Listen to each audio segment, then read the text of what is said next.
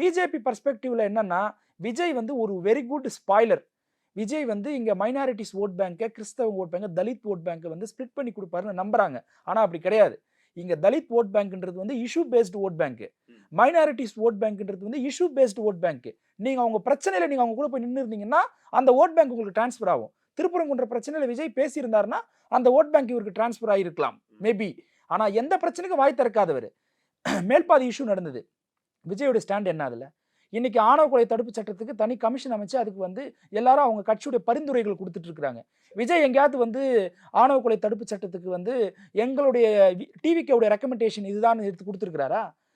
வேங்கவேல் இஷ்யூக்கு நேரா போயிருக்கிறாரா விஜய்? அப்ப தமிழ்நாட்டில் நடக்கக்கூடிய எந்த தலித் அட்ராசிட்டிஸ் இஷ்யூக்குமே அவர் வாய் திறந்ததே கிடையாது. அப்போ இப்படி இருக்கிறார். விஜயோட ஆட்டிட்யூட் இப்படி இருக்கு. அவருடைய செயல்பாடு இப்படி இருக்கு. இப்ப இந்த வோட் பேங்க் மட்டும் அங்க ட்ரான்ஸ்ஃபர் ஆயிட்டா எப்படி ஆகும்? எனக்கு இது மேஜிக்கா அது? அப்ப எந்த இஷ்யூவுமே பேசாத விஜய்க்கு தலித் வோட் பேங்க் பிரிச்சிருவாரு, மைனாரிட்டீஸ் வோட் பேங்க் பிரிச்சிருவாரு.